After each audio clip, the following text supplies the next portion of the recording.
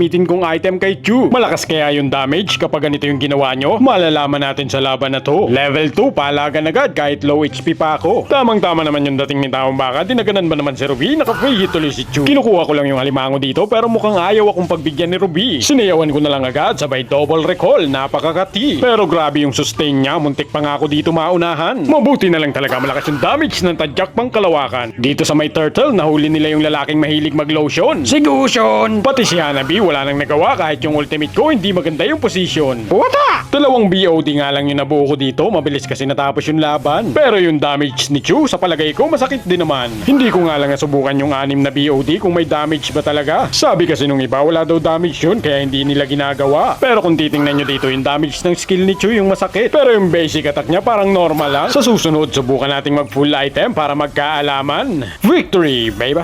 Balak yata akong bigyan dito ni Aldos dahil wala pa akong ultimate. Nakaiwas si Chu, sabay binigyan ng chocolate cake. Wala pang damage si Aldos, mahina pa yung tuhod, wala pang stock. Binigyan agad si Chupapi ng banana kickback. Ginamit niya yung flicker, tataka siguro. Nang hinayang sa minions, inabot ng kamao. Na-corner dito si Aldos ng aking mga kasama. Bago pumasok si Chu, nagdasal muna. Pagtalon sa kalaban, biglang boom!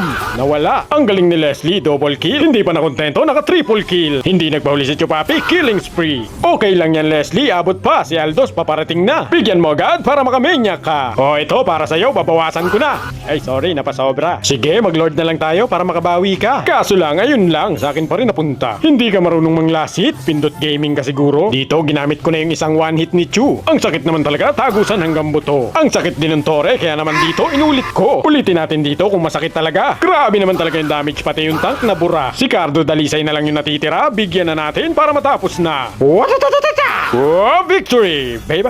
Bumalag na nga ako dito kay Tamos, total parating naman yung core namin. Ginamitan naman lang impaktong sipa pero muntik pa rin kulangin. Muntik pa nga ako dito, buti na lang si SpongeBob biglang dumating. Nasayang lang tuloy yung patong ni Angela sa akin. Nalulugi na nga si Tamos sa akin kaya biglang humingi ng backup. Yung makulit na ipis binigyan ko ng banana kickback di gulat. Kaso nga lang naamoy yata ni Tamos na wala na akong pantakas na magagamit. Ginawa niya tuloy akong buko, pinitas niya ako gamit yung daladala niyang pangkawit. May nagpupusya mid, bigla akong nakita itong si Valir. Yung talampakan ni Cho at yung noon niya biglang nag-appear. Sa lakas ng sipa, nakalas yata yung mga tornilyo niya sa ulo. Nagpasalamat si Vexana kahit hindi siya nag-thank you. Umakyat na nga ako sa taas dahil medyo nagkakagulo. Nagulat si Valir kahit hindi naman siya yung target ko. Yung malahalimaw na sipa kay Gusion tumama saktong-sakto. Ang tanong, makakatakas pa kaya ako dito? Siyempre naman, ako yata yung nag-edit nitong video. Gaganti nga sana ako dito kay Hanabi kaso naman napakasakit. Umiwas na lang ako dahil takot na akong masaktan pa ulit. Pero dito hindi ako nadadala, muli pa rin akong bumalik. Ginamit ko sa kanya yung tadyak pang kalawakan na napakabilis.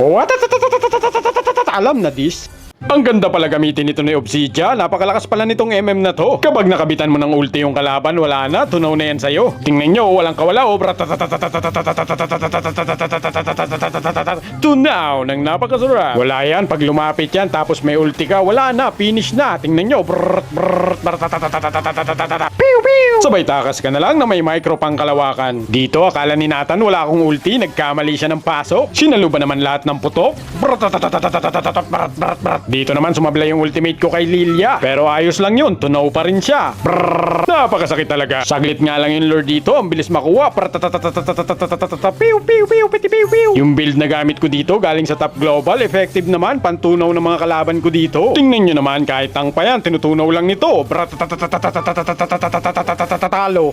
Natalo nyo na ba tong higanteng parsa? Si Balmond lang makakatalo dyan. Ganito lang yung tamang gagawin nyo. Pagkatapos niya magbato ng ultimate ni Xavier, pumasok kayo sa gitna para hindi kayo tamaan ng ultimate ni Parsa. Yung mga skill lang naman yung masakit dyan, pero yung mga basic attack kayang isustain ni Balmond dyan. Basta tama yung build mo. Kagaya nito, pag magbabato siya ng ultimate ni Xavier, mag-out ka muna. 3 beses yan, dapat mong maiwasan. Pagkatapos, pasok ka ulit. Tingnan nyo dito, mag-isa na lang ako. Yung dalawang kasama ko, bumagsak na. Pero kayang-kaya ni Balmond dyan, kahit mag-isa lang. Basta tama yung item mo, hindi ka mapupuruhan. Kagaya niyan, hindi masyadong masakit yung mga skill niya kahit tumatama sa akin. Ganyan talaga yung mangyayari kapag tama yung item. Ganyan lang yung gagawin nyo dyan, ikot-ikot lang. Tapos, pag below 80,000 na lang yung buhay niya, pwede ka nang mag-ultimate dyan. Tunaw ng napakasarap, diba?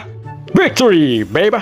Ganito yung nangyari dito. Pagkatapos kumagkat ng minions, nag-invade ako sa kalaban. Alam ko namang walang ultimate tong si Leomord, kaya hindi ko siya tinigilan. Kinamay ko ng kinamay hanggang maubos ang buhay. Sabay first kill na may kasamang Petrify. At hindi pa rin doon natatapos ang pananakot ng dragon. Si Angela at si Chang'o gusto niyang ikahon. Sumilong sa tower ang mga kalaban pero hindi pa rin nagpasindak. At ang dalawang binibini tuluyan niyang pinaiyak. Ang sabi naman ni Lapu-Lapu, "Tigbason ta karon!" Si Lapu-Lapu nga biglang nagwala dito at ang sabi niya sa mga kasama ko, "Umalis kayo sa aming lupain!" Wala nga siya ditong tinamaan at si Leomord naman ang aming napagkaisahan. Napakagaling nung hook ni Franco pero mas magaling yung tower dive ko. Napaka-smooth. Si Leomord tinamaan ng pana, hindi na nakagalaw. Tinawag niya yung kabayo niya pero walang dumating kahit kalabaw. Si Angela kinagat ni Franco habang kinikiliti ko sa likuran. Bago pa man makalayo, tuluyan na siyang natuluyan. Umeksena na naman si Lapu at ang sabi niya, "Huwag kayong aalis, wala pa akong kill!" Walang talab kay Yuzong ang ginagawa niyo. Napakakunat, napakatigas, napakasakit, napakagwapo, pero talo.